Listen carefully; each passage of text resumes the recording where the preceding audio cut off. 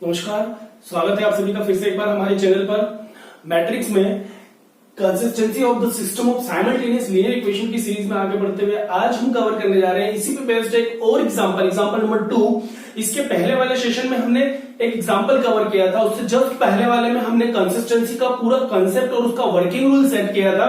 यहां पर अब हम बात करते हैं सेकेंड एग्जांपल में। तो test the consistency of this equations and find solve them using the matrix method। अब मैट्रिक्स मेथड का यूज करते हुए दिए गए साइमल्टेनियस लीनियर इक्वेशन के सिस्टम को हमें सॉल्व करना है।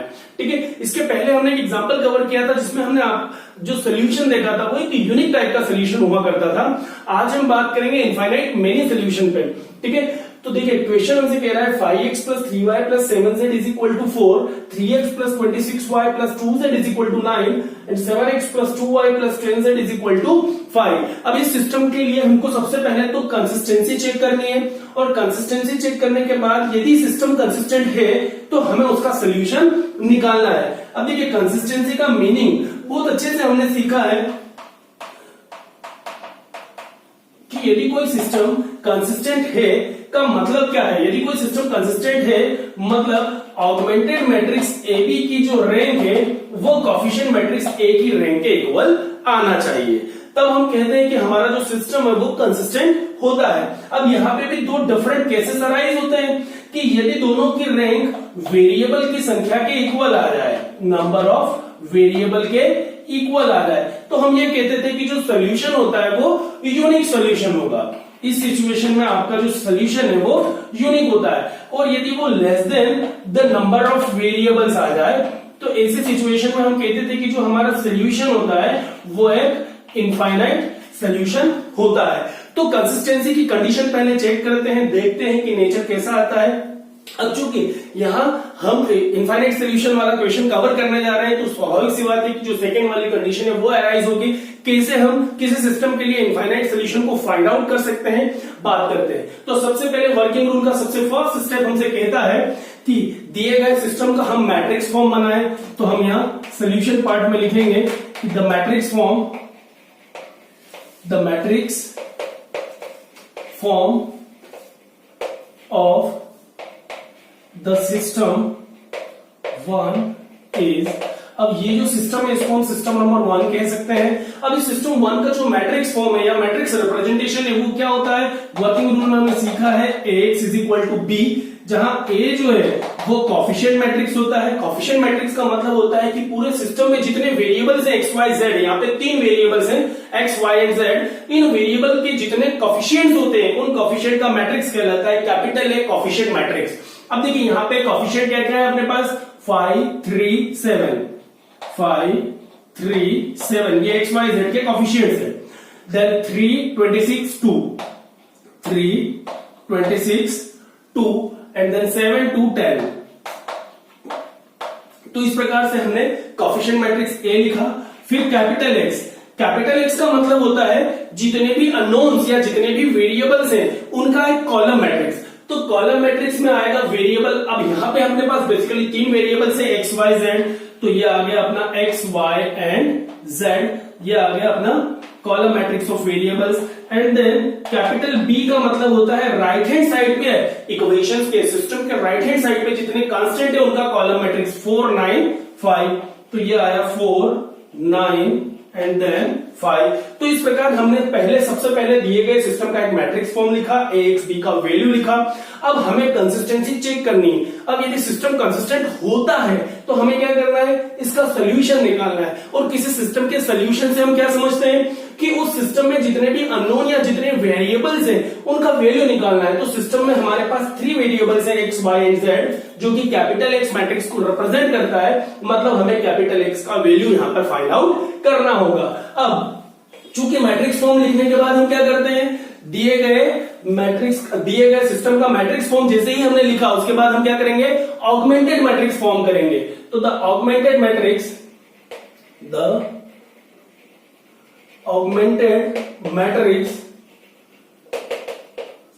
AB।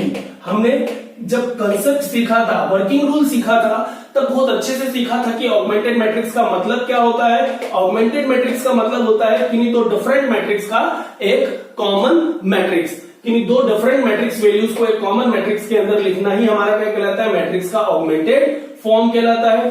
अब ए और बी मैट्रिक्स की वैल्यूज को हम सेपरेट करके एक कॉमन मैट्रिक्स के अंदर लिखें तो ए मैट्रिक्स की वैल्यू हमारे पास है 5 3 7, then 3 26 2, 3 26 2, and then 7 2 10, 7 2 10,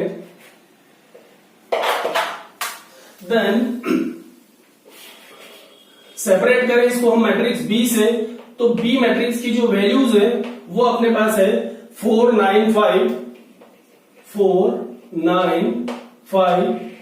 ठीक, तो ये हो गया हमारा ऑगमेंटेड मैट्रिक्स ए बी, जिसमें ए और बी मैट्रिक्स को हमने एक मैट्रिक्स के अंदर सेपरेट करके उनकी वैल्यूज को पुट अप कर दिया। अब हमारा पर्पस क्या होता है, कंसिस्टेंसी चेक करना है, तो ऑगमेंटेड मैट्रिक्स ए बी की रैंक और मैट्रिक्स ए की रैंक फाइंड आउट करना।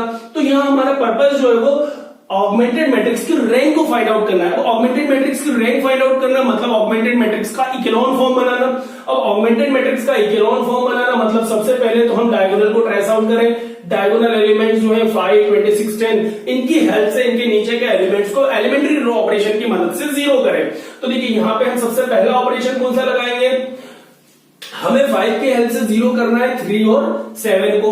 तो देखिए यहां पे क्या ऑपरेशन लग जाएगा हमारे पास, 5 3 7 पे हम यदि ऑपरेशन लगाएं तो यहां पे सबसे पहले R2 और R3 में जीरो बनना है, क्योंकि 3 और 7 जीरो होंगे जो कि सेकंड रो और थर्ड रो में आते हैं। तो R2 के लिए जो ऑपरेशन बनेगा वो क्या बन जाएगा, R2 के लिए ऑपरेशन बनेगा 5 R2 minus 3 R1, 5 R2 minus 3 R1।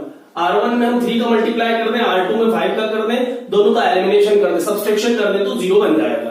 Then फिर हमारे पास क्या बन जाएगा, 7 का मल्टीप्लाई करें R1 में और 5 का मल्टीप्लाई करें R3 में, तो 5 R3 माइनस 7 R1। अब देखिए दोनों ऑपरेशंस को यदि यहां पे हम परफॉर्म करें तो हमें क्या देखने को मिल रहा है, the augmented matrix AB is equal to R1 में no change as it is values लिखे 5 3 7 4।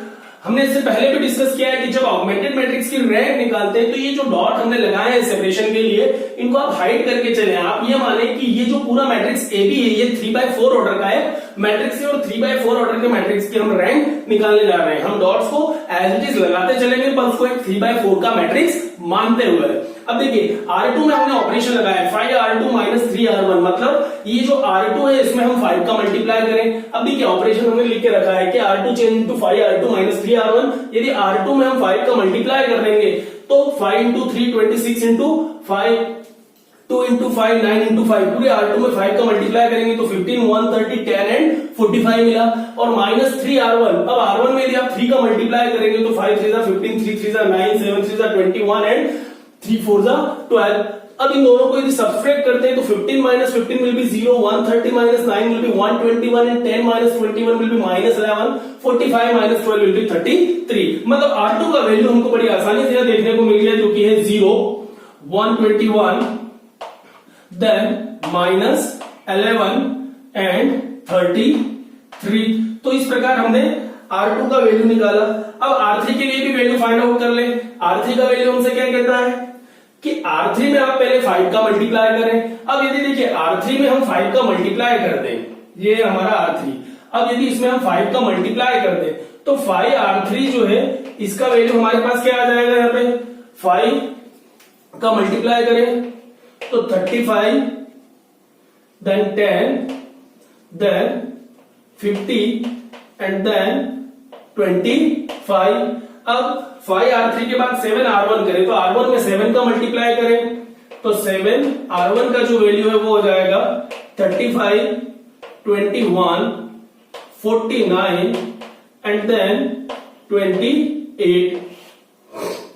अब इन दोनों को हम सब्सट्रैक्ट कर दें तो हमें क्या देखने को मिल जाएगा, यहाँ पे जो नया R3 है उसका वैल्यू हमें देखने को मिल जाएगा, क्योंकि R3 is equal to R3 change into 5 R3 minus 7 R1। तो यहाँ पे 35 माइनस 35 0, 10 माइनस 21 जो है वो माइनस का 11, then 50 minus 40 will be 1, and यहां हमको देखने को मिलेगा 25 माइनस 28 इट विल बी -3। तो जो R3 हमारे पास आया वो हुआ 0, -11, 1 एंड देन -3।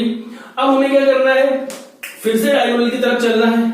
अब नया डायगोनल देखें, डायगोनल के नीचे हमने देखा 2 जीरो तो ऑलरेडी बन चुके हैं, अब एक जीरो यहां पे बनना बाकी है। अब इसको जीरो बनाने के साथ पहले एक चीज हम और देखें कि ये जो सेकेंड रो है, सेकेंड रो पूरे एलिमेंट्स जो है इसमें पूरे नंबर्स जो है वो 11 के मल्टीपल्स है।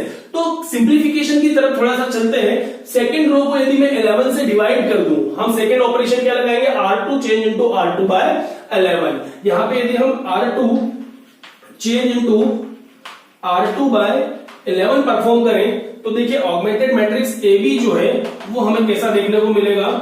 अभी हमने R1 में कोई चेंज नहीं किया है, 5 3 7 4।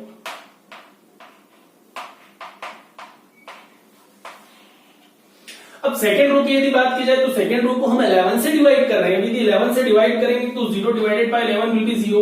121 को 11 से डिवाइड करेंगे तो 11, -11 को 11 से डिवाइड करेंगे -1, एंड देन 33 को 11 से डिवाइड करेंगे तो 3।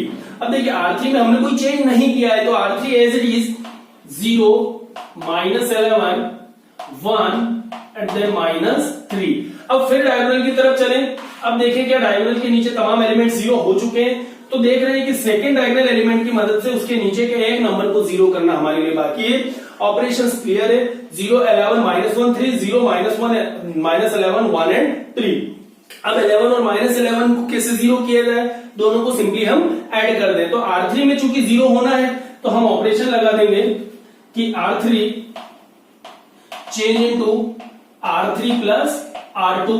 इस -11 को ऊपर वाले 11 की हेल्प से 0 करना है जो कि R3 में है और ये R2 में है। तो R3 R2 के कॉम्बिनेशन से हम इसको एलिमिनेट करें। तो जो ऑगमेंटेड मैट्रिक्स AB है हमारे पास, देखिए वो कैसा बन जाएगा, no change in R1, 5 3 7 4, no change in R2, 0 11 -1 3, and then R3 को यदि चेंज करें R3 प्लस R2 से तो 0 0 मिलके 0, -11 प्लस 11 0, 1 -1 0, एंड देन -3 प्लस 3 0। अब देखिए यहां पे हमारा इंटेंशन क्या था कि इस 11 की हेल्प से इस -11 को 0 करना। इन दोनों नंबर्स को 0 करने का हमारा कतई उद्देश्य नहीं था, बट एलिमेंट्री ऑपरेशन के माध्यम से ये दो पोजीशन भी 0 हो गई। तो होने दीजिए, कोई टेंशन वाली बात नहीं है। अब हमें तो सिर्फ ये देखना है कि जो हमारा मैट्रिक्स AB था, ऑगमेंटेड मैट्रिक्स AB, वो एक प्रॉपर इकेलॉन फॉर्म में बन चुका है। अब यदि इकेलॉन फॉर्म आ गया, क्योंकि डायगोनल के नीचे के तमाम एलिमेंट जो है वो 0 हो चुके हैं, इकेलॉन फॉर्म मिल गया है। अब यहां यदि हम ऑगमेंटेड मैट्रिक्स की रैंक देखें तो देखिए ऑगमेंटेड मैट्रिक्स AB की रैंक क्या देखने को मिल रही है, चूंकि इकेलॉन फॉर्म है तो नॉन जीरो रो की संख्या जो है वो मैट्रिक्स की रैंक कहलाएगा। तो यहाँ पे कितनी नॉन जीरो रो है, 1 और 2। जो R3 है वो पूरा 0 हो चुका है। मतलब हम यहां कह सकते हैं कि the rank of augmented matrix AB, the rank of augmented matrix AB is equal to 2।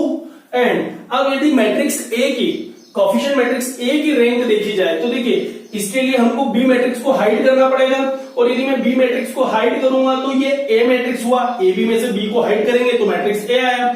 अब A मैट्रिक्स की रैंक कितनी है, यहाँ पे भी थर्ड रो जो है वो 0 है और 2 रो नॉन जीरो है, तो कोएफिशिएंट मैट्रिक्स A की रैंक भी यहाँ पे 2 है। और कंसिस्टेंसी की कंडीशन कहती है कि यदि ऑगमेंटेड मैट्रिक्स और कोएफिशिएंट मैट्रिक्स की रैंक इक्वल है तो हमारा सिस्टम जो है दिया गया वो कैसा होगा, कंसिस्टेंट। और यदि सिस्टम कंसिस्टेंट है इट मींस उस सिस्टम का कोई ना कोई एक सोल्यूशन तो अपने पास होगा, चाहे यूनिक सोल्यूशन हो या फिर इनफाइनाइट सोल्यूशन हो। अब जो कि यहां पे हम लिख सकते हैं कि here the rank of coefficient matrix augmented matrix AB is equal to rank of A is equal to 2 is less than the number of variables.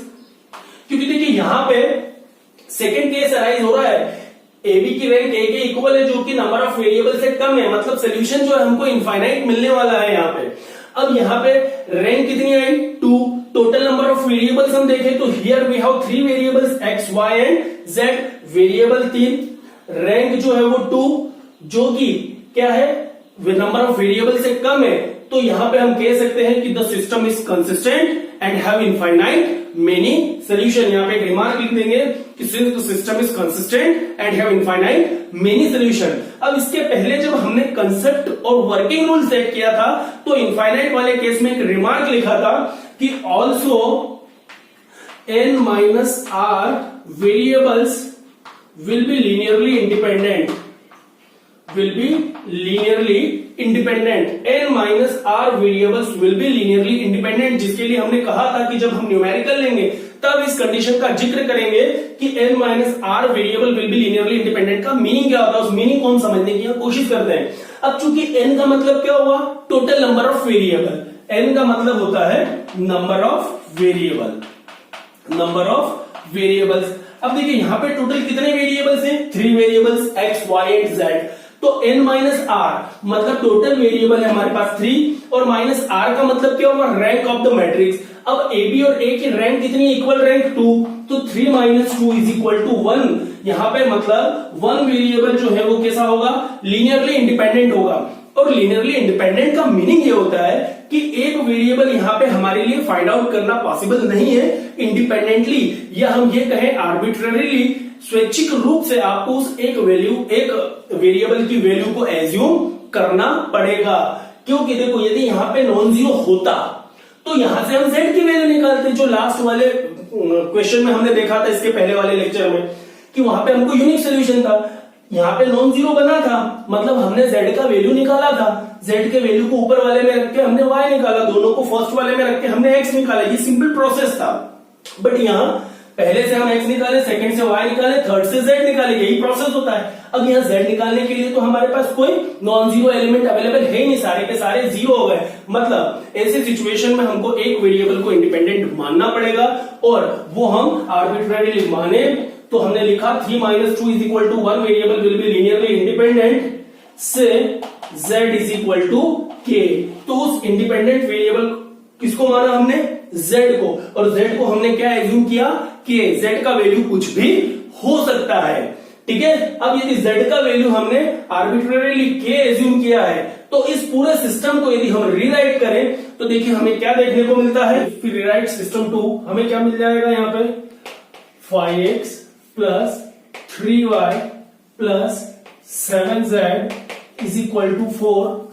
अब देखिए ये जो सिस्टम 2 है, हम बार बार एक चीज डिस्कस करते हैं कि हम क्या करते हैं, सिस्टम को मैट्रिक्स फॉर्म में लिख सकते हैं और मैट्रिक्स को हम फिर से सिस्टम के फॉर्म में भी लिख सकते हैं। तो 5x plus 3y plus 7z is equal to 4। Second row से हमको क्या मिल जाएगा, 0x प्लस 11y। तो 0x लिखने की जरूरत नहीं है, यहाँ पे 11y minus z is equal to 3। And third row से यदि देखिए तो 0x plus 0y plus 0z is equal to 0। मतलब हमको यहाँ पे सब कुछ 0 0 0 मिल रहा है। एक्चुअली लास्ट सेशन में भी हमने देखा था, लास्ट क्वेश्चन में हमने जो यूनिक सोल्यूशन वाला कंसेप्ट लिया था उसमें बहुत अच्छे से सीखा कि थर्ड रो से हमको क्या मिलता है, z का वैल्यू। अब देखिए यदि यहाँ पे कोई ना कोई एक नॉन जीरो एलिमेंट आता, कोई नॉन जीरो नंबर होता और सिस्टम को रीराइट करते तो थर्ड इक्वेशन से हमको क्या जनरेट होता, z का वैल्यू। अब उस z के वैल्यू को यदि हम ऊपर वाले इक्वेशन नंबर में सब्स्टिट्यूट करते इक्वेशन 2 में तो यहां से y निकलता, y और z को इक्वेशन फर्स्ट में सब्स्टिट्यूट करते तो x निकलता, जो कि हमारा एक यूनिक सोल्यूशन था। बट यहाँ पे हमने कंडीशन देखा है कि हमारा जो सोल्यूशन है वो कैसा है, इनफाइनाइट सोल्यूशन है। अब यदि इनफाइनाइट सोल्यूशन है और साथ ही साथ हमने कंडीशन भी अप्लाई किया कि n minus r variables will be linearly independent, मतलब यहाँ पे जो 3 माइनस 2 इज इक्वल टू 1, एक वेरिएबल लीनियरली इंडिपेंडेंट है, हमने उस वेरिएबल को क्या माना, इंडिपेंडेंट वेरिएबल को z is equal to k माना। तो चूंकि हम एज्यूम कर चुके हैं कि z is equal to k, क्योंकि z का वैल्यू थर्ड रो से निकालना हमारे लिए पॉसिबल नहीं है, इसलिए हमने z को आर्बिट्ररीली स्वैच्छिक रूप से k मान लिया है कि z का अपना कोई भी एक वैल्यू हो सकता है। अब हमेशा हर सिचुएशन में जरूरी नहीं कि z की ही वैल्यू केवल अपने को k माननी पड़े, सिचुएशंस अलग अलग टाइप की हो सकती है। जैसे एग्जांपल के लिए यदि हम बात करें, सपोज यहाँ पे इस 3 की हेल्प से मान लो हम इस ये 5 की हेल्प से सपोज ये एलिमेंट एक 0 होता, अब ये 0 बनाने के चक्कर में सपोज ये तीनों 11 माइनस 1 और 3 भी 0 हो जाता, तो यहाँ पे अपने पास 2 0 रो होती। तो इस सिचुएशन में अपने पास रैंक की कंडीशन क्या बनती, कंसिस्टेंसी की, कि AB और A की रैंक 1 आती। अब n minus r variable independent होते मतलब नंबर ऑफ वेरिएबल्स तो हमारे पास 3 है और रैंक यदि 1 होता तो 3 माइनस 1 इज इक्वल टू 2, मतलब अपने पास 2 वेरिएबल्स लीनियरली इंडिपेंडेंट होते और वो 2 वेरिएबल हम कहां से फाइंड करते हैं, चूंकि हमारा पर्पस जो है फर्स्ट से x निकलता है, सेकंड से y और थर्ड से z, और चूंकि y और z जिन रोज से फाइंड आउट करते वो दोनों रोज अपने पास 0 बनती, तो हम सेकंड रो से y और थर्ड रो से z निकालने वाले थे। तो यहाँ पे हम 2 वेरिएबल्स को इंडिपेंडेंट कहते कि suppose y is equal to k1 and z is equal to k2, और उन y is equal to k1 और z is equal to k2 को हम फर्स्ट इक्वेशन में रखते, वहां से x का वैल्यू k1 और k2 की टर्म में निकालते। इस प्रकार x, y और z k1 k2 की टर्म में हमारे पास अवेलेबल होते और हम कहते कि यही हमारा इनफाइनाइट सोल्यूशन है। अब चूंकि यहाँ पे अपने पास एक वेरिएबल लीनियरली इंडिपेंडेंट है, z is equal to k assume किया। अब ये z is equal to k यदि हम ऊपर की इक्वेशन में सब्स्टिट्यूट करें तो देखिए अपने को क्या मिलेगा, यहाँ पे 11y is equal to 3 plus z। अब चूंकि z का वैल्यू हमारे पास k है तो यहाँ पे y का वैल्यू क्या आ जाएगा, 3 प्लस k अपॉन 11। अब ये जो y का वैल्यू निकाला, z हमने एज्यूम किया k। अब यदि इन y और z को हम इक्वेशन नंबर फर्स्ट में सब्स्टिट्यूट कर दें, यहाँ पे y की प्लेस पे यदि हम 3 प्लस k अपॉन 11 रखें और z की प्लेस पे हम k रखे, तो देखिए x का वैल्यू भी k की टर्म में आएगा और जो x का वैल्यू हमारे पास आएगा वो आएगा 7 माइनस 16k अपॉन 11। इस प्रकार हम बड़ी आसानी से x, y और z की वैल्यू k की टर्म्स में फाइंड आउट कर सकते हैं। चूंकि एक वेरिएबल लीनियरली इंडिपेंडेंट था, z is equal to k, arbitrarily हमने माना, स्वैच्छिक रूप से हमने उस वैल्यू को माना।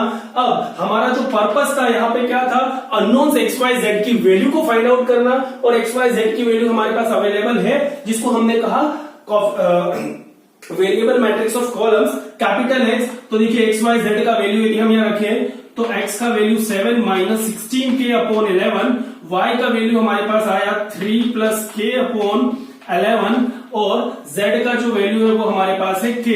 इस प्रकार ये जो हमने x, y, z का वैल्यू निकाला, इस x, y, z की वैल्यू को ही हम कहते हैं infinite solution of the given system 1। अब देखिए यहाँ पे इनफाइनाइट सोल्यूशन क्यों कहा, क्योंकि k जो है वो क्या है, एक इंडिपेंडेंट वैल्यू है, रेखिक रूप से स्वतंत्र हमने एक वेरिएबल को बताया, आर्बिट्ररी वैल्यू को हमने बताया। z is equal to k जो है वो एक इंडिपेंडेंट वैल्यू है जिसकी वैल्यू कुछ भी हो सकती है। अब यदि z का वैल्यू कुछ भी है, अब कुछ भी मतलब 1 2 3 4 5 0, जो हमारी इच्छा पड़े हम z k की प्लेस पे सब्स्टिट्यूट करें। अब देखिए यदि k की प्लेस पे हम कोई सा भी वैल्यू सब्स्टिट्यूट कर देंगे, अब इस k की जगह मान लो 1 लिया, 2 लिया, 3 लिया, 4 लिया, 5 लिया, कोई सा भी वैल्यू ले लें, तो उसके अकॉर्डिंग हमारे पास z यदि k है, k की जगह 1 2 3 लिया, y का वैल्यू उसके अकॉर्डिंग 3 प्लस समथिंग जो भी k का वैल्यू होगा, यहाँ पे हम x और y की वैल्यू में सब्स्टिट्यूट करेंगे, तो k का वैल्यू यदि चेंज होगा तो x, y, z का वैल्यू चेंज होगा। मींस यहाँ पे हम कह सकते हैं कि for the different values of k और for the infinite values of k we will have the infinite values of x, y and z। और ये जो इनफाइनाइट वैल्यूज है डेफिनेटली सिस्टम नंबर 1 को सेटिस्फाई करेगा। इस प्रकार हम किसी भी सिस्टम के लिए एक इनफाइनाइट सोल्यूशन को बड़ी आसानी से फाइंड आउट कर सकते हैं। आई होप कि आपको आज का पूरा सेशन समझ में आया होगा, इस क्वेश्चन का कंसेप्ट समझ में आया होगा कि कैसे हम इनफाइनाइट सोल्यूशन फाइंड आउट करते हैं। नेक्स्ट सेशन में हम मिलेंगे एक और इंपॉर्टेंट क्वेश्चन के साथ जो साइमल्टेनियस लीनियर इक्वेशन के सोल्यूशन पे ही बेस्ड होगा। Thank you very much, thanks for watching this video.